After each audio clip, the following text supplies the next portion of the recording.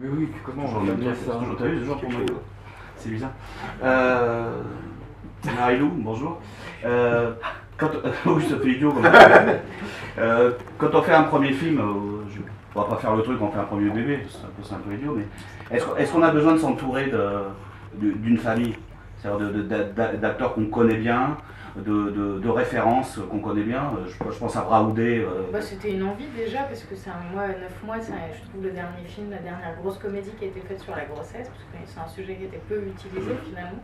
Donc j'avais envie de faire ce clin d'œil là au film, et puis j'aime beaucoup et l'acteur et le réalisateur, et j'étais super contente qu'ils viennent sur un rôle où il n'y avait pas une ligne de dialogue et qu'ils comprennent la drôlerie du personnage.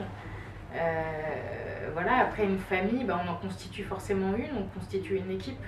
Donc forcément, de toute façon, réaliser, c'est savoir se servir du talent des autres. Donc c'est savoir bien s'entourer. Moi, j'avais des vraies envies de déco, de travailler avec Jean-Marc Tran, qui est un chef déco que je connais bien, qui a fait la déco de Vilaine, d'Eren During. Et voilà, c'est un chef déco que j'aime énormément, parce que tous les chefs-op vous le diront, c'est très difficile d'éclairer un mur blanc. Et une bonne lumière, c'est avant tout un beau décor. Et voilà, avec Pierrick Cantel-Midil qui est mon chef-op cadreur, voilà, on a vraiment fait un travail de DA, avec la déco, le cadre, les costumes, tout, c'est un ensemble. Ce qui est intéressant, c'est que dans ta réponse, dans votre réponse, je sais pas si l'ancienne actrice et l'actuelle actrice, elle parle plus du côté technique que du côté acteur. Non, c'est pas tant ça, c'est plus la question que tu m'as posée qui amène cette réponse-là, de savoir s'entourer d'une famille. Et le premier truc qu'on construit quand on réalise un film, avant les acteurs, c'est l'équipe aussi technique et évidemment aussi les acteurs, mais c'est aussi une des raisons pour lesquelles j'avais envie de retrouver ce personnage-là. C'est parce que c'est un personnage que je connais bien, que j'aime, que je trouve attachant. Oula, lapsus révélateur. C'est pas un lapsus, c'est un mot que j'aime bien, attachante. Je trouve que c'est un mot qui la définit bien. Et voilà, et puis l'idée de retrouver Mehdi Nebou, qui joue mon chéri, Gilles, avec qui on avait une vraie complicité, un vrai naturel de couple, qui est une vraie économie pour le coup de temps, d'énergie, et de ne pas avoir cette gêne qu'on peut avoir avec un acteur qu'on ne connaît pas, de devoir jouer le quotidien le plus dur, le plus naturel. Voilà, et de rencontrer d'autres acteurs, que ce soit Mehdi Sadoun, que je connaissais évidemment de ses autres films, mais je trouve qu'il a il a un vrai emploi qui n'était pas exploré dans le côté justement comédie romantique, acteur sexy, qui n'était pas du tout utilisé jusqu'à aujourd'hui. Et je trouvais ça chouette de pouvoir l'imaginer dans ce rôle-là, ou de découvrir Sarah Succo, qui joue ma meilleure copine, qui est une super actrice, qui est capable de jouer plein de choses, qui est en révélation d'ailleurs au César. Là, on espère qu'elle va avoir la réponse bientôt, on espère qu'elle sera dans la shortlist pour le film, comment il s'appelle, le film du super sur le film Discount, merci, qui est génial en plus. Voilà, ou des acteurs, enfin voilà, moi je suis actrice aussi, donc pour le coup quand j'ai écrit, je sais à quel point c'est sans intérêt de servir à la soupe, et je sais à quel point un film s'enrichit avec ses acteurs et ses personnages, et j'avais envie voilà, que ça soit pas des seconds rôles mais des personnages, et que ce soit Nicolas Chupin qui fait le sage-femme, qui nous donne les cours de préparation à l'accouchement, qui a amené quelque chose vraiment de génial au personnage, et qui fait que quand on sort du film, on se souvient de lui et du personnage, et dans lequel ça permet aussi de se retrouver dans les situations. Ou alors Benoît Tachoir qui fait mon anesthésiste, qui fait rire à chaque fois. Enfin voilà, pour moi c'est important, parce que plus il y a de bons acteurs qui créent des personnages, plus le film sera drôle et intéressant, donc c'était vraiment mon intérêt de bien m'entourer, pour le coup. Et l'envie de réaliser est apparue quand? Parce que là, il semble que c'est une proposition du producteur, ce film-là. Ce film-là, ouais. Oui, mais l'envie de réaliser, elle remonte à quand? Depuis le début, depuis le premier... Moi, c'est une envie, pour moi, c'est quelque chose qui est très lié à mon métier d'actrice, le fait de réaliser. Alors, ça dépend, il y a des acteurs qui... Je vais prendre le café. Il y a des acteurs qui ne sont pas du tout investis là-dedans. Oui. Et pour moi, c'est vraiment quelque chose qui fait partie de mon jeu. D'actrice, c'est un tout. En plus, j'ai vraiment eu la chance, parce que même encore aujourd'hui, les femmes restent souvent cantonnées au rôle de la femme de l'acteur principal. Et il y a peu de films qui sont entièrement construits autour d'un personnage féminin. Et j'ai eu la chance d'avoir des super rôles de premier plan, d'acteurs, enfin d'actrices, de personnages plutôt, qui racontent l'histoire, qui est le fil rouge de l'histoire. Et voilà, et avec ça, moi personnellement en tout cas, parce que c'est pas le cas de tous les acteurs et c'est pas un défaut, hein, mais en tout cas moi personnellement, j'ai ce besoin d'opinion, de contrôle, de décider dans quel environnement mon personnage va évoluer. C'est-à-dire que moi, quand je suis actrice, mon personnage arrive dans son appartement qu'elle n'a pas choisi, qui est le point de vue du réalisateur, et ce point de vue-là, j'ai envie de l'avoir. Et j'ai eu la chance de travailler avec des super réalisateurs, donc c'était très agréable, et justement, on construit énormément avec eux, mais ça m'a aussi donné envie voilà, de faire mon film, que j'aurais fait de toutes les manières. Je suis en écriture, j'ai cette envie-là depuis un moment, et il se trouve que quand le producteur Romain Rochman, on en a discuté sur le tournage de Joséphine, voilà, où je lui disais que moi j'ai très envie de réaliser et que lui avait très envie de produire mon premier film, quand l'idée d'une suite de Joséphine est arrivée, très naturellement, il me l'a proposé parce que c'est un univers qui me parle beaucoup, dans lequel je me sens bien. C'est un sujet sur lequel j'ai beaucoup de choses à dire, parce que, encore une fois, c'est pas un sujet qui a été usé au cinéma, c'est pas quelque chose, c'est pas des architectes dans un appartement parisien, c'est un sujet où il y a plein de choses à dire, qui est universel, et puis je trouve qu'il y a plein de choses à dire sur le point de vue de notre société aujourd'hui et des trentenaires d'aujourd'hui, et du couple d'aujourd'hui qu'on forme avec Mehdi. Voilà, aujourd'hui, les mecs sont différents de nos parents, tout simplement, d'une génération qui est assez proche quand même. On n'a plus le même rapport à l'autre, le rapport homme-femme, même si on demande toujours beaucoup à la femme, on demande quand même aussi beaucoup aux hommes d'être en même temps romantiques, attentionnés, doux, féminins, voilà, et en même temps c'est plus sexy tout d'un coup et on leur demande d'être macho et viril, et ils savent plus trop sur quel pied danser, et encore plus aujourd'hui. Très bon choix de musique.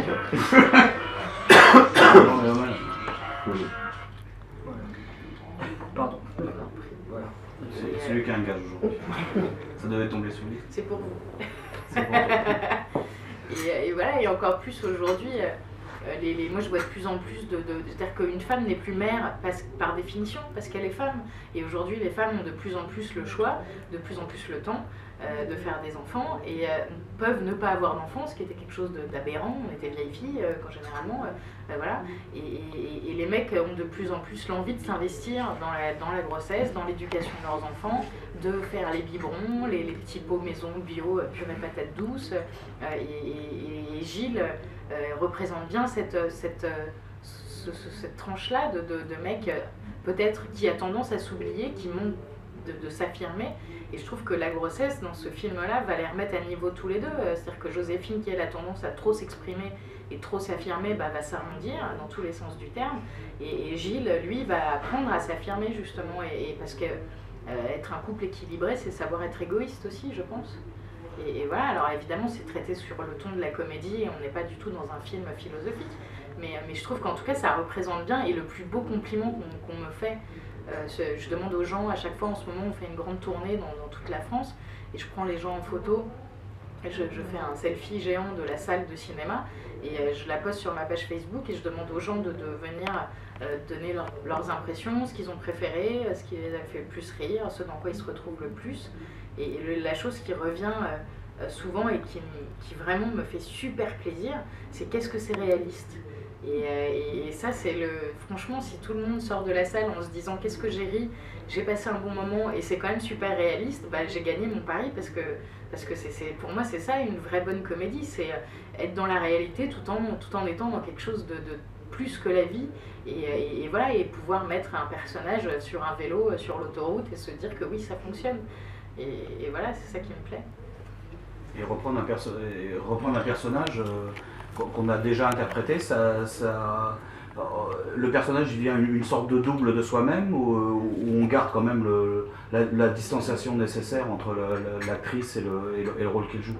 Où petit à petit On a un côté Antoine Doinel en disant c'est Léo, je suis à la fois moi et quelqu'un d'autre. Bah, c'est particulier parce que Doinel, pour le coup, c'est très naturaliste. Et, et puis en plus, elle a commencé à jouer enfant, un personnage qui est très proche de soi, c'est très particulier. Mais là, en l'occurrence, c'est des situations et c'est assez différent. Donc oui, c'est un personnage qui est proche de moi, que j'ai rapproché encore plus de moi parce que j'ai participé à l'écriture et que j'avais cette envie-là, parce que j'ai envie que ça ressemble aux gens et je pense que je ressemble aux gens finalement dans mes angoisses. Et voilà, et oui, c'est un personnage, mais c'est rassurant, c'est assez rassurant de retrouver des chaussons qu'on connaît bien et qu'on aime bien. L'auteur de la BD, je participe à l'écriture d'un scénario, là ne s'y retrouve Non, pas, pas ne dans pouvait le pas, premier. comment ça s'est passé? Elle n'a pas participé dans le premier Pénélope Ah oui, Bagieux. j'avais vu. Oui, elle a vendu, Juste, elle a cédé les droits, que elle ce a soit pas pour du le tout premier participé. ou le deuxième, Bon. elle n'a pas participé du tout. D'accord. C'est pas quelque chose qui l'intéresse, Ah l'écriture du cinéma. Elle a adoré le film, le premier, elle a vu le deuxième, elle l'a adoré, elle est super contente de l'idée qu'on adapte Oui. son personnage et tout ça, mais elle n'est pas... l'image, tout ça, l'écriture, c'est pas quelque chose qui l'intéresse. Donc non, du tout, on a écrit avec Samantha Mazera, Oui. qui est la scénariste. Et comment vous travaillez ensemble alors? Comment ça se passe, l'écriture à deux, comme ça, ou quatre mains? Bah, moi, personnellement, je ne peux écrire qu'à deux. Je suis incapable d'écrire toute seule, que ce soit mes scénarios à moi. J'écris toujours avec quelqu'un. Parce que j'ai besoin d'avoir un échange. Parce que peut-être j'ai une certaine forme de flemme qui fait qu'à deux, c'est plus facile. Et voilà, donc ça se passe que on se rejoint chez l'une ou chez l'autre. Voilà, on ouvre un ordinateur et on Se travaille. stimule. Et voilà, et c'est tiens, et si ça, et des fois on passe des journées à faire. Salut, à demain. Mais ce temps-là n'est pas perdu, c'est du temps de maturation, quoi. Que ce soit sur ce scénar ou un autre. Moi j'écris avec un acteur qui s'appelle Stéphane Debac, notre prochain film. On a passé des journées entières à faire comme ça en regardant le plafond, devant notre ordi, et à déprimer et à se dire bon demain on aura peut-être un peu plus de trouvailles, voilà. Et l'écriture c'est ça, ça demande c'est pour ça qu'écrire un scénar c'est long. C'est que ça demande ces temps de rien pour maturer quelque chose et arriver à l'idée, quoi. Et Mélie, parce qu'on va pas te laisser tout seul en tant que- Mais non, moi j'ai. Comme je sais que t'adores répondre aux questions. Absolument. Ah, vas-y. On me posait mon chewing-gum d'ailleurs. Excusez-moi. Non, moi j'ai. J'ai pas posé la question. Le mec qui démarre, vas-y. Démarre. Non, première question, mais tu racontes ce que tu veux comme réponse. Dis-moi, mais, dis-moi. tu étais pas dans le premier, tu arrives dans le deuxième. On arrive comment, par effraction, sur la pointe des pieds, comment on Ouais, arrive dans le- alors un petit peu par l'effraction et sur la pointe des pieds. Moi je suis arrivé en cours de tournage En plus. et j'étais ravi d'incarner le rôle du gynéco. Donc t'as tourné, t'es arrivé, mais t'as pas été choisi en cours de tournage. Ouais, non, je suis arrivé en cours de tournage. C'était prévu, ça fait pas. Oui, il était Ouais. Et non, mais c'était très bien, parce que gynéco, je m'y attendais pas, et puis voilà, c'est juste le spécialiste de l'organisme féminin, donc connaître la femme voilà, psychologiquement, physiquement, de la contraception jusqu'à la grossesse, donc pour moi c'était un T'as vrai fait défi. 10 ans de médecine, t'as le côté Ouais, je suis rentré en immersion pendant 11 ans, voilà, je fais des études et tout. Non, j'ai Mais son quand même... cabinet d'ailleurs, j'ai ouvert un cabinet il y a pas Ouais, je vais voir un cabinet, à chaque fois que je fais une petite date de tournage, on me demande s'il y a une date de... Et depuis Le ton tourner. procès avec l'ordre des médecins, c'est ça? Ouais. Non, c'était très bien, c'est un film populaire. Moi, je crois que c'est un film qui m'aurait plu d'aller voir avant d'être papa, puisque c'est vrai qu'on apprend beaucoup. Ça peut être un film girly comme ça en apparence, mais c'est une sacrée leçon pour les hommes, ne serait-ce que pour comprendre leur compagne ou leur future femme. C'est très très important. Et puis voilà, non, c'est vrai que l'équipe était très cool. Moi, quand je suis arrivé, au départ, j'avais un petit peu peur parce que je savais. Sarah Succo, je l'avais vu dans Discount, je savais qu'il y a un gros casting, il y a même des seconds rôles qui sont incroyables et qui apportent un petit peu leur touch de décalé avec les références comédie comme Victoria Abril, Patrick Braoudet et puis Josiane. T'avais quelqu'un dans la Sur le place. papier, j'étais quand même assez impressionné. T'avais quelqu'un dans la place avec Cyril. Pardon? T'avais quelqu'un dans la place avec Cyril. Ouais, c'est vrai qu'on se connaissait un petit peu. Puis j'avais été le voir sur le premier, par curiosité pour savoir à qui j'allais jouer dans le film que vous connaissez. Mais c'était un vrai plaisir. Et Mariou qui dirige, c'est juste... elle sait exactement ce qu'elle veut, elle est très précise, elle connaît ses acteurs par cœur, et puis elle a beaucoup d'amour surtout pour ses acteurs. Et ça se ressent, puisque moi je suis un angoissé comme ça quand j'arrive sur un terrain un peu neutre. J'avais jamais enfilé de blues. C'était pas uniquement Mais dis-le en une Il fois, s'agit- parce que j'avais jamais enfilé, puis tu mets deux blouses. Non, mais après, ça il s'agissait pas de blouses, hein, de blouses. Oh là là. Non, il s'agissait pas d'enfiler une blouse et puis ensuite faire des ordonnances, quoi. C'était vraiment, il y avait une manipulation de la sonde à connaître. Donc il y avait 2 gynécos quand je suis arrivé qui m'ont un petit peu expliqué, sinon ça faisait tout de suite l'air de manipuler une truelle, donc c'était vraiment très précis. Je me suis dit, s'il y a un gynéco dans la salle, bon, j'avais envie qu'ils te disent, ouais, c'est crédible. Donc comme on est vraiment dans la sincérité dans le jeu et dans le comique par les situations, c'était important d'être crédible dans son personnage et pas burlesque. Donc ouais, non, c'était une belle aventure, vraiment. Et ça se passait comment sur le tournage? Il y avait une préparation avant, il y a eu des lectures, il y a eu des répétitions. Bah, j'imagine, mais de mon côté, moi, j'ai pas eu le temps de lire beaucoup le scénar puisque j'ai enchaîné un film. Mehdi, il tournait, il était très occupé, donc j'en ai fait mon parti en fait. C'est-à-dire que je me suis dit, voilà, c'est-à-dire qu'il faut faire une force du non-travail, de la non-préparation. Parce que je pense que, enfin du non-travail, je parle pas du non-travail, je pense que tu as travaillé, mais du fait que c'est le seul acteur avec qui j'ai pas pu faire de lecture. On en a fait une assez rapide, juste pour que ça se passe bien sur le texte, qu'il soit pas gêné par des choses. Mais par exemple, il n'a pas pu rencontrer Sarah Succo avant. Et en même temps, je me suis dit, c'est quoi, c'est une force, vous ne vous connaissez pas, vous n'êtes pas censés vous être rencontrés. La première séquence que vous allez tourner, c'est celle où vous vous rencontrez dans le cabinet du gynéco. Vous allez vous découvrir comme vos personnages vont se découvrir. Et je pense que ça sert des films, vraiment, c'est ça qu'il faut utiliser sur un tournage, c'est les contraintes, c'est très important la contrainte. Et puis en termes d'écriture, comme c'est vraie partition, d'habitude sur certains films, les réalisateurs veulent nous voir avant pour se mettre un petit peu en bouche les dialogues, pour qu'on puisse avoir la musicalité plus facile en fonction des acteurs. Là, pour le coup, il n'y avait rien à retoucher. C'était d'une partition incroyable, à la virgule près, juste à croire qu'elle me connaissait, quoi. Elle me disait, bon, tiens, il va la faire. Non, non, non, non, non, non. C'est son énergie, et il va aller comme ça. Et c'était fabuleux, quoi, pour le coup. Un vrai plaisir de jouer avec tous ces acteurs, vraiment. Et avoir une réalisatrice comédienne, par rapport à toi qui as connu des réalisateurs non comédiens, c'est vraiment différent. On a l'impression d'être entre collègues, j'allais dire. Bah, on a envie d'être automatiquement empathique, puisque on se dit qu'elle écrit, elle réalise, elle joue, mais comment elle fait? C'est pas possible. On n'a pas envie surtout de la contrarier. On se dit, mais j'ai pas envie de me planter parce qu'elle a d'autres chats à fouetter à ce moment-là.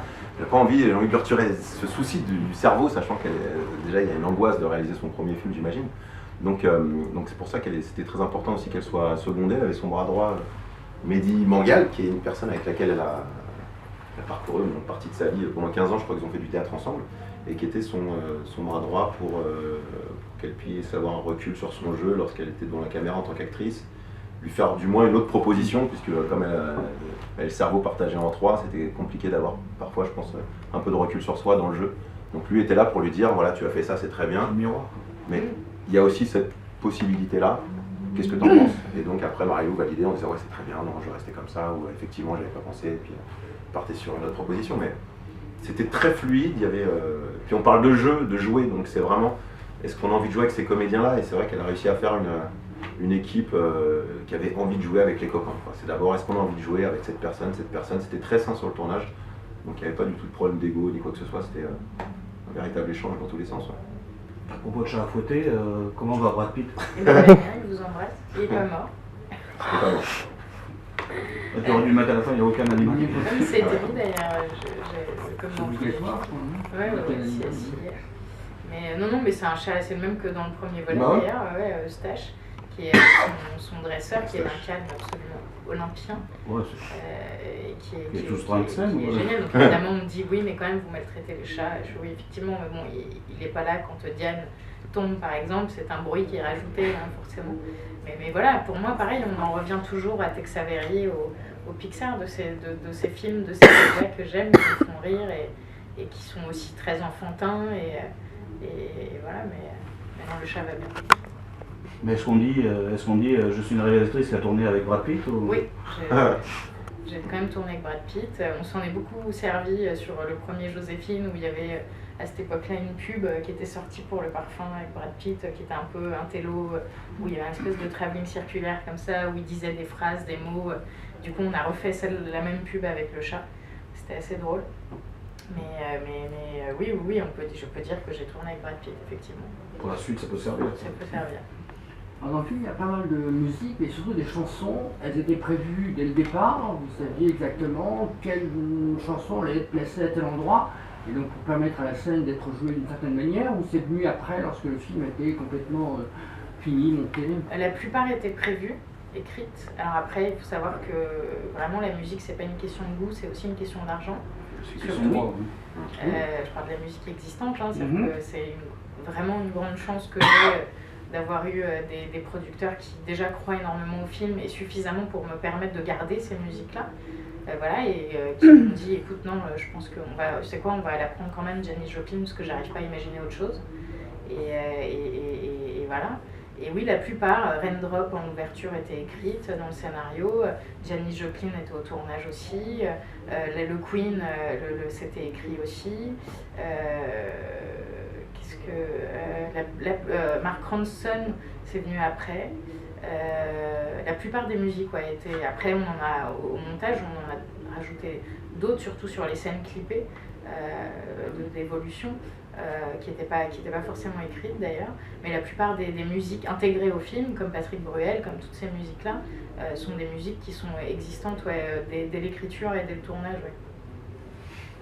Le chef opérateur, quelqu'un qui a déjà pas mal travaillé, surtout avec Lucas Belvaux, comment il a été choisi en fonction de quels critères, comment c'était passé Moi, j'avais envie d'un chef opérateur accessible, avec qui on peut vraiment avoir un échange, et jeune, pas dans le sens de l'âge, mais dans sa manière de travailler.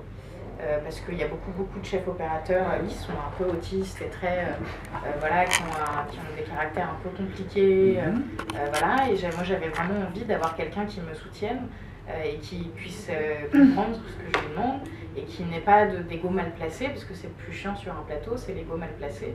Et voilà, donc Pierrick, effectivement, il a fait les films de Lucas Belvaux, il a fait Camping aussi.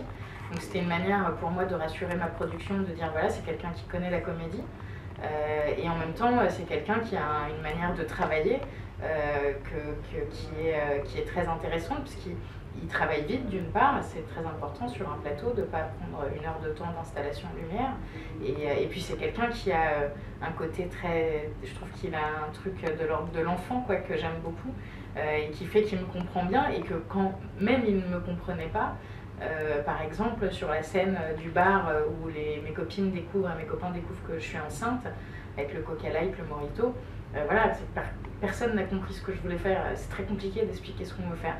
Alors personne ne comprenait pourquoi je voulais utiliser cette focale de 10 très large comme ça, ce fisheye, et personne n'arrivait à comprendre, c'est pas non plus Saint-Cyr, c'est pas un truc, et voilà, comment j'allais faire pour faire ça, comment j'allais l'intégrer. Donc voilà, mais j'ai la chance d'avoir une équipe qui m'a fait confiance, c'est-à-dire qu'on a vraiment tourné la scène normalement, et après on a fait ces plans-là, on a fait le plan avec la poursuite, le noir, tout ça, et quand ils ont vu le film, quand Pierrick il a vu le film, il m'a dit putain, c'est génial, parce que voilà, moi j'avais pas du tout imaginé ça, et à vrai dire, je comprenais pas trop où tu voulais aller, et voilà, et je suis contente de t'avoir suivi là-dessus, parce que je trouve le résultat top. Et ça, par exemple, c'est une de mes séquences préférées, c'est ma transition préférée, le moment où je ferme les yeux et où je les rouvre et je suis dans le cabinet du gynéco avec Sarah, c'est le moment du film que je préfère. Ça, et c'est pas facile, le plus dur de toute façon c'est d'être libre de soi-même, mais c'est pas facile de prendre la décision quand tu as des gens qui ne comprennent pas forcément autour, de faire un plan sans amorce par exemple. Voilà, et l'amorce de la personne, quand on est à la table du petit déjeuner avec les tests de grossesse, je voulais que ça soit très des plans du subjectif, c'est du subjectif. Oui. Voilà, et ça pareil, il faut prendre la décision, c'est prendre le risque, on ne peut pas tout le temps faire les deux. Tout comme le choix du format, de ne pas faire du 16/9, mais de prendre un format qui est plus proche de l'œil humain. Je serais incapable de dire lequel d'ailleurs, mais en tout cas c'est pas du 16/9, c'est un 1,85, non pardon 1,85. Ouais, 1,85, voilà. Merci. Et parce que voilà, en comédie, il faut avoir cette vision-là qui est plus proche de l'œil, qui permet de plus voir une situation. Tout comme pour moi une séquence c'est des plans larges avec des plans serrés et pas le contraire, et je trouve qu'au cinéma il manque de plans larges, parce que j'aime l'idée de pouvoir voir cette situation, et c'est important pour jouer une scène de comédie. Et les respirations oniriques dans le film, c'était une volonté au départ de rajouter on parlait beaucoup de réalisme. Et le réalisme, c'est important, rajouter toutes ces scènes oniriques, ça permet de partir encore plus dans la folie. Ouais, mais pour moi, tout le monde se projette comme ça. Tout le monde a une vision de soi, enfin j'ai l'impression en tout cas, et on se transpose tous dans des situations, dans des fantasmes, dans des choses. Le soir dans son lit, on imagine, enfin voilà, je trouve que pour moi c'est proche de la réalité, le fait de s'imaginer enfoui sous 3 tonnes de lessive avec un enfant qui nous jette de la purée à la tête ou au manège le dimanche matin. Ça, pour moi c'est des choses réalistes. Mais oui, j'avais envie en fait ce film, j'avais envie d'être dans la tête de Joséphine. Voilà, et d'avoir en permanence la vision d'une réalité, c'est-à-dire assez large finalement, et en même temps se me mettre dans les chaussures de Joséphine et de pouvoir être dans sa tête, de montrer voilà, ce côté-là justement, ce qu'elle imagine, se dire quand son mec rentre pas le soir, enfin on a tous fait ça quoi, à un moment quand on s'inquiète de quelqu'un, de se dire putain il est pas rentré, il est pas là, qu'est-ce qu'il pourrait être en train de faire. Voilà, on a tous projeté ça à un moment donné, comme la peur de se transformer en ses parents, comme, enfin, c'est des choses et le fait de les imager concrètement comme ça, je trouve ça proche de la réalité finalement. Vous parlez de contraintes, donc il y a aussi des contraintes financières quand on fait un film. Alors ce film-là, est-ce que vous êtes préoccupé des questions de financement? Est-ce que vous avez pu avoir le budget que vous souhaitiez? Est-ce qu'il était suffisant pour faire ce que vous vouliez? Parce qu'il y a quand même pas mal de choses que, bon, justement, les passages un peu subjectifs, là, donc ça demande une certaine dépense. Est-ce que vous avez pu faire tout ce que vous vouliez pour... Ah ouais. Ouais, il n'y a pas eu de limitation. Non, et surtout, ce qui coûte cher dans le film, c'est pas tant ces moments-là. Ce qui coûte cher, c'est par exemple toutes ces petites vignettes du début. C'est aller dans un décor pour un plan de 3 secondes. Oui, oui. Voilà, le générique de début, c'est un plan de 3 secondes, c'est 3 heures de tournage. Voilà, c'est arriver, s'installer, tourner, remballer, repartir. C'est 3 heures de tournage pour 3 secondes à l'image. Et c'est ça qui coûte le plus cher. Et ça, pour le coup, moi j'y tenais vraiment parce que c'est ce qui fait la richesse du film. Je voulais pas que ça devienne un film un peu pauvre, un peu chronique. C'était très important qu'il y ait cette richesse-là de décor, pour donner le rythme, la couleur, le ton. Et voilà, après, pour le coup, l'argent est à l'image. Voilà, c'est-à-dire qu'il est dans, par exemple, l'appartement de Joséphine est en studio intégralement. Dans les décors, et l'argent n'est pas dans les cachets parce que les acteurs sont évidemment payés, mais pour le coup l'argent est à l'image quoi, je trouve. C'est-à-dire que c'est un film, c'est pas un film qui a coûté, voilà, c'est pas Star Wars, hein, mais c'est un film pour lequel moi je m'intéresse pas du tout à la question d'argent, c'est-à-dire que on me dit je peux pas, là il faudrait faire ci, là c'est trop, mais voilà, moi je suis là que pour l'artistique finalement, donc et j'ai la chance de travailler avec UGC qui est une société de production et de distribution, donc ça règle aussi pas mal de problèmes, qui fait qu'ils ont une force de frappe et une intelligence qui se donnent vraiment les moyens de sortir le film, d'y croire, comme la musique, comme tout ça quoi, parce que les économies de bout de chandelle sont rarement ni intéressantes sur la facture à la fin, ni intéressantes sur la facture artistique non plus, donc voilà. Et justement, on parlait de producteurs, de bankable et tout ça. À aucun moment, on vous a dit prendre plutôt un directeur parce qu'il est plus connu que ça c'est jamais arrivé. Vous avez le choix vraiment des acteurs en disant je veux lui et pas quelqu'un d'autre. On a dit essaie de monter le niveau des mecs les plus bankable possibles. Non, parce qu'on n'a pas eu besoin de le faire en fait. Parce que il n'y a pas de pression à part en disant tiens. Non, parce qu'on n'a pas eu besoin de le faire, parce que Victoria Abril vient jouer la mère de Mehdi, parce que ma mère vient jouer ma mère, parce que Mehdi Sadoun, avec qui j'avais très envie de travailler, vient faire le gynécologue, parce que Patrick Braoudé, parce que Catherine Jacob, parce que tous ces acteurs-là, parce que Vanessa Guide, qui joue ma sœur, pareil, que j'ai pas choisi en me disant ah bah tiens, Vanessa Guide, elle a tourné dans Aladdin, ça va être bien pour nous. J'ai choisi Vanessa Guide parce que je trouve que sur les 80 filles que j'ai vues en casting, c'était la meilleure. Et point barre. Et il se trouve que ça fait plaisir aussi aux producteurs. Alors voilà, mais en l'occurrence, j'ai pas eu à faire ce choix-là et j'en suis très contente parce que justement, c'est ça aussi qui est intéressant de travailler intelligemment avec un producteur. C'est de réussir à allier la bankabilité et la construction de production avec un vrai choix artistique. Et si le contraire arrivait dans le futur et tout ça, est-ce qu'on est prêt à faire des concessions pour qu'un film se fasse? Je pense à ça parce que le film de Curie, par exemple, raconte ça, où c'est absolument inimaginable et cauchemardesque d'être obligé justement d'obéir au diktat. Non, je pense qu'il faut savoir le faire intelligemment. Je pense qu'il y a des très bons acteurs bankable et que ça n'empêche pas d'autres acteurs. C'est en ça que moi je suis con. Voilà, Sarah Succo, elle a fait Discount, c'est pas une tête d'affiche, et pourtant on m'a pas dit ah bah non là il faut une tête d'affiche. Et c'est parce qu'il y a Mehdi Sadoun, parce qu'il y a ma mère, parce qu'il y a Victoria Abril que je peux me permettre de prendre, que je suis pas obligée de mettre des guests sur tous les petits rôles. Que je peux avoir Sarah Succo, que je peux avoir Nicolas Chupin qui fait mon sage-femme, que je peux avoir les acteurs que je veux par la suite. Et encore une fois, les acteurs bankable, je les ai choisis, c'est pas une contrainte. La contrainte est de se dire, là, tu peux pas prendre un mec qu'on connaît pas, effectivement. Mais par contre, dès le départ, en écrivant, j'ai pensé à Mehdi Sadoun. Parce que je trouve que ça marchait bien pour le rôle, j'avais très envie de le faire jouer ça, et voilà, mais c'est en ça que la contrainte est intéressante à la naissance d'un projet. Et que pour monter un film, il ne faut pas se voiler la face, un film c'est beaucoup d'argent, et c'est beaucoup de gens qui investissent de l'argent, et qu'il faut qu'il y ait un retour sur investissement, et que pour avoir ce retour sur investissement, et pour pouvoir monter le film, il faut construire intelligemment les choses. Mais on fait toujours des concessions. Il y a eu combien de semaines de tournage pour ce film-là? 8 et demi. 8 et demi, ça va. C'est très bien. Oui. Ouais, c'est ce qu'il fallait. Et alors le pharmacien, pourquoi ce comédien-là? Marius? Oui, il est là combien? 1 minute, 2 minutes?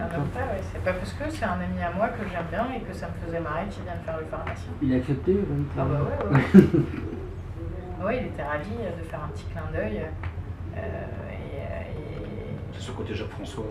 Oui, voilà, mais encore une fois, moi c'est ça que j'aime, c'est de pouvoir proposer à des acteurs que j'aime, qui font pas forcément, je pense, pour le coup Marius les gens le connaissent, mais je pense à Juliette Poissonnier qui joue la sage-femme qui m'accouche, qui est une super actrice. Je pense à Benoît Tachoir qui est l'anesthésiste.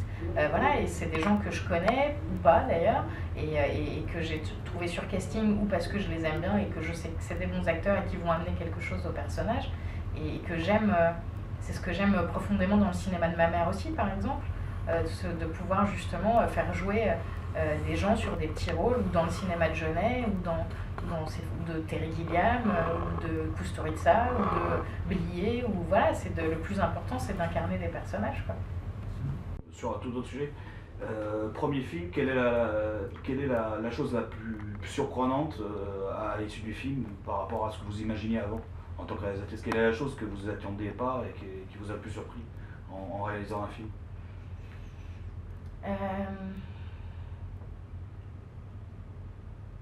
D'arriver au bout déjà, c'est ça, l'épuisement sur la longueur, qui en même temps est incroyable. Enfin, la post-production, c'est quelque chose de très long. Autant le montage, c'est autre chose, c'est à part, mais tout ce qui est mixage, effets spéciaux, on n'est plus vraiment une équipe. Tout est un peu éparpillé aux 4 coins de Paris. C'est-à-dire qu'on va à Boulogne pour faire le bruitage, on vient à Aubervilliers pour faire le mixage, on va dans le centre de Paris pour faire le montage, les effets spéciaux. C'est un peu éclaté. Et du coup, on a moins cette sensation de travailler en équipe. Et il y a moins de cohésion, voilà, donc c'est moins agréable,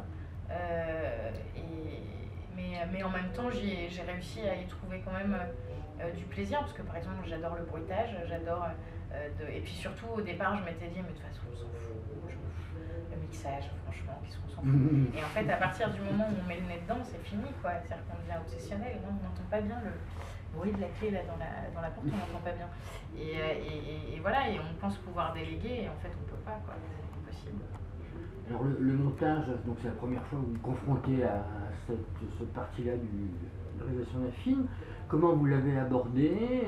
Il y a eu des choix très difficiles à opérer, des séquences qui avaient été tournées, qui vous semblaient bien, vous avez dû retirer. Est-ce que vous avez eu ces problèmes-là?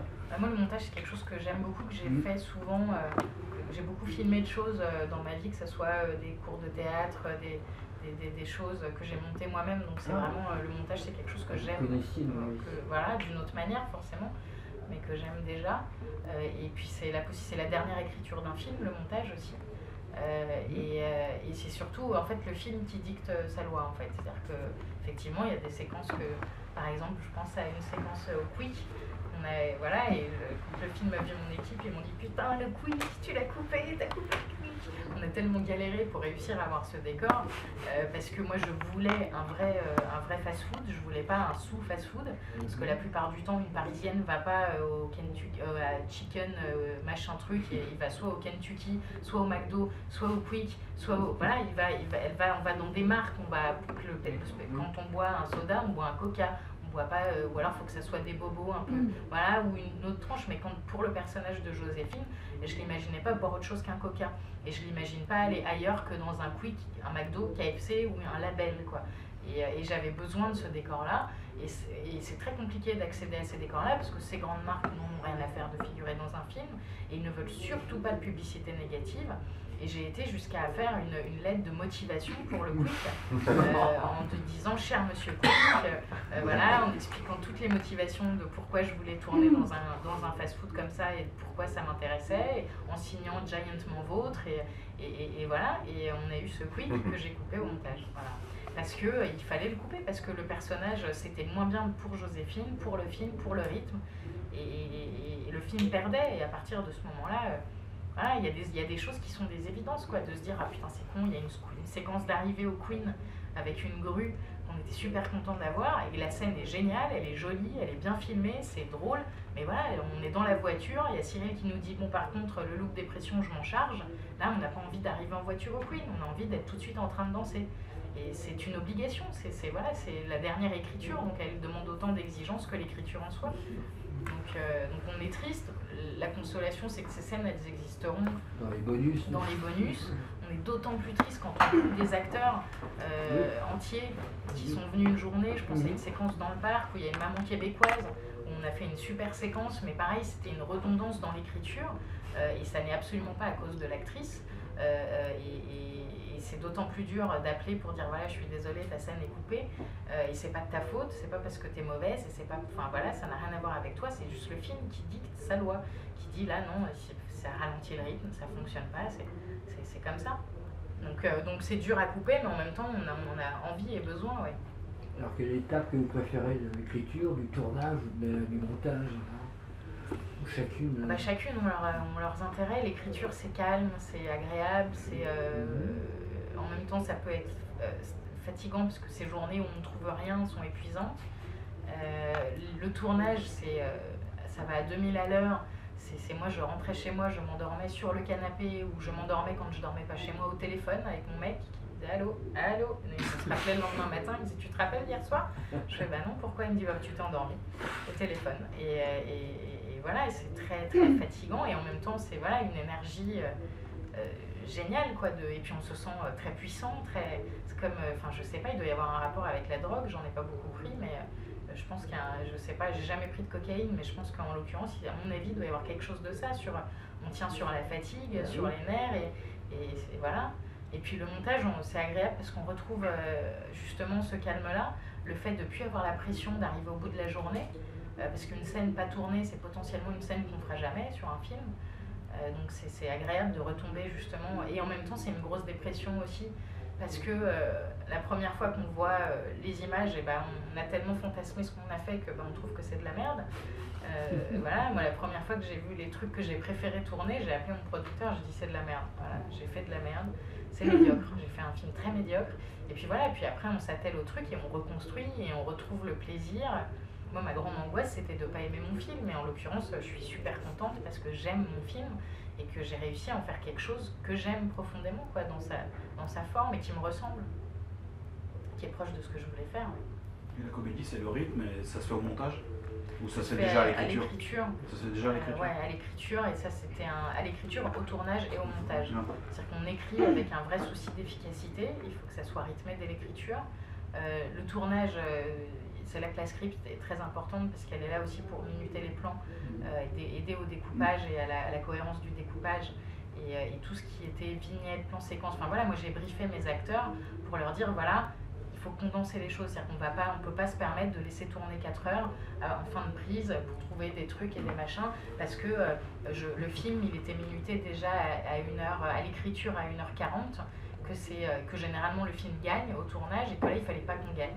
Voilà, il fallait que les plans séquences, par exemple le plan quand Sarah et Mehdi rentrent de leur rendez-vous le soir dans la scène clippée, qu'il la ramène devant chez elle, qui lui fait au début un bisou sur la joue, après il lui fait un petit bisou sur la bouche, il s'en va, puis la 13e fois elle l'emmène. C'est un plan séquence, je peux pas le monter, je peux pas l'accélérer. Si je veux avoir toute l'histoire de ce plan-là, il faut qu'il dure moins de 5 secondes. Voilà, donc j'avais ma script, elle était là, elle était combien dans la séquence secondes. On fait ok, donc il faut trouver une énergie pour que ce plan-là soit plus court, sans qu'on ait l'impression d'avoir des acteurs qui fassent ok, tiens vas-y, voilà, sans qu'on le ressente. Et voilà, donc c'est des contraintes, mais en même temps, moi j'adore la contrainte. C'est intéressant la contrainte. Il m'a dit, justement, on va parler de ça en général, le couteau dans la plaie. Se faire couper des parties au montage, est-ce que c'est une vraie douleur pour un acteur? Est-ce que c'était déjà arrivé? Pas forcément là, mais en général. Voire carrément zapper d'un film, c'est... J'imagine que ça peut surprendre, mais de là à ce que ça fasse mal, non. Déjà, on a une chance d'être appelé sur un film, on s'en sort déjà pas mal. Donc, moi, je souhaite à tout le monde d'être dirigé par Marie-Lou, puisqu'on n'a jamais vraiment ressenti les situations d'urgence ou de stress. Elle est d'une zénitude incroyable et elle comprend les comédiens. C'est ça qui est très important. C'est-à-dire qu'au lieu de se refermer lorsqu'un réalisateur va nous dire là, t'as été trop comme ça ou comme ça, et que là, du coup, on se referme. Moi, après chaque prise, j'allais la voir, je dis alors, elle me disait bah, qu'est-ce qu'il y a? Je dis ça va là, ah ouais? Et là, tout de suite, je repartais en volant, quoi. Non, c'est merveilleux d'être avec. C'est les rapports de tension avec le metteur en scène, t'as connu et c'est vraiment insupportable. Oui, parce que déjà sur le premier film, on avait été, avec les Kaira à l'époque, c'était le premier film, on était très tendus, il y a toujours ce timing, on ne savait pas qu'il fallait faire 2-3 prises maximum et pas 4, parce que voilà, donc il y a toujours un stress, mais là ça se ressentait vraiment pas et c'était merveilleux. Il y avait combien de prises en général, en moyenne Ça dépend des séquences, ça dépend des séquences, je ne me souviens plus trop. Après ça dépend de l'intention que Marie-Lou souhaitait, mais il se pouvait que des fois sur un texte à 15 lignes, les 13 lignes étaient bonnes, et puis les deux dernières, j'avais une intention qui ne correspondait pas à sa volonté. Elle me voit, elle me dit bah, écoute, c'est bien, mais juste à la fin, plus comme ça, puisque le personnage à ce moment-là il se passe ça. Et puis on y allait, puis ouais, c'était vraiment de l'échange. Tout était basé sur l'échange, la confiance. Et parce qu'on ne pouvait pas se le permettre de perdre beaucoup de temps. Ouais. Mais c'est pour ça qu'on avait un souci d'efficacité assez immédiate. Mais c'est pour ça que c'était assez préparé finalement. Et non, c'était entre 4 et 8 prises maximum. 8 prises, en sachant que 8 prises, c'est vraiment les... Mais en fait, je suis jamais passé à un autre plan par dépit. J'ai toujours eu ce que je voulais. Comme on est l'auteur de son texte, est-ce qu'on est féroce sur les déviances des acteurs qui partent dans l'improvisation, ou on laisse... Alors il y a deux choses différentes, il y a l'improvisation et il y a le fait de ne pas bien savoir son texte ou de pas aimer un mot et de le remplacer par un autre par facilité. Et alors l'improvisation, moi j'ai rien contre, mais en l'occurrence sur une comédie, surtout comme ça quand c'est rythmé, il n'y a pas la place pour ça, c'est très très rare, c'est plus de, je pense à la gestuelle, voilà, aux propositions de jeu, dans des plans muets, là quand ils mangent au restaurant japonais, voilà, là il n'y avait pas de texte par exemple, donc c'est eux qui faisaient leur discussion, et voilà, ou Nicolas Chupin qui met le test à la bouche, enfin la pipette laxative dans la bouche, voilà, c'est des choses ça qui viennent de l'improvisation. Après, non, moi j'aime pas qu'on remplace un mot, ou alors il faut avoir une bonne raison. C'est pour ça que je travaille avec les acteurs avant, pour que justement, que ça soit bien en bouche. Voilà, que ça soit en bouche, et surtout que s'il y a un problème sur un mot, on en discute et on trouve autre chose qui convienne à tout le monde. Et voilà, mais quand il y a un mot, c'est pas pour rien en fait. Donc après, effectivement, de dire changer un mot pour un autre, ou voilà, à ce moment-là, pourquoi le changer? Si c'est juste Mais non, quand j'écris, j'aime bien que ça soit tout comme quand j'ai travaillé avec Agnès Jaoui, on respectait le texte à la virgule, parce que la virgule elle est importante quoi, et que ça a une intention. Et voilà, donc non, moi j'étais pas chiante en soi, mais c'est juste que les mots ont un sens, voilà, et ont une utilité qui m'est chère en tout cas. Et l'espèce de sourire que tu as à chaque rendez-vous, là, c'était déjà écrit ou pas? Parce que tu as un sourire incroyable. Quand tu... Non, c'était de la joie.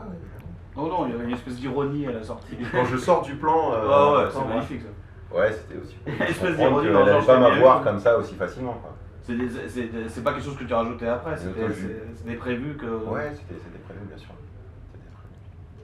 Oui, je me rappelle même de ce plan-là, on l'a tourné, on ne nous restait plus beaucoup de temps. On était un peu speed et on avait ce souci de ne pas dépasser de 5 secondes parce qu'il fallait le monter dans son entier, c'est un plan séquence, et il fallait qu'il y ait tout dedans. Et comme ça s'est fait dans cette énergie-là, c'est ça qui fonctionnait aussi. Et ce petit sourire-là, oui, on l'a demandé à Mehdi, je dis voilà, tu t'en vas, t'es content, t'es fier de toi. Quoi.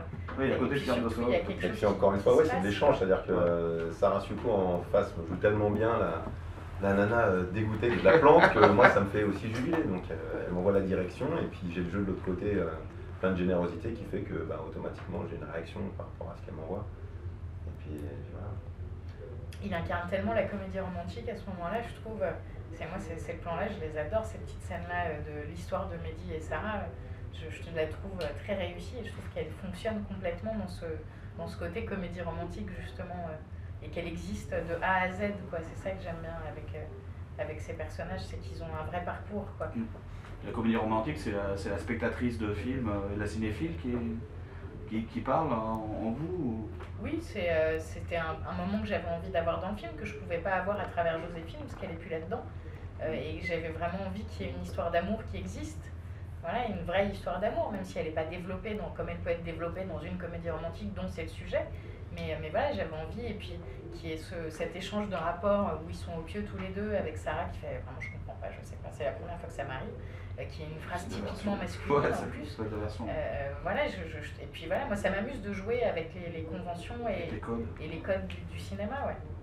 Et toutes ces références-là, cinéphiliques ou autres, est-ce que vous les donniez aux comédiens pour donner des précisions sur les personnages qu'ils avaient interprétés, et donc ils savaient que c'était tel ou tel film qui pouvait concerner cette scène, oui, après quand ça peut aider un comédien, des films même à voir?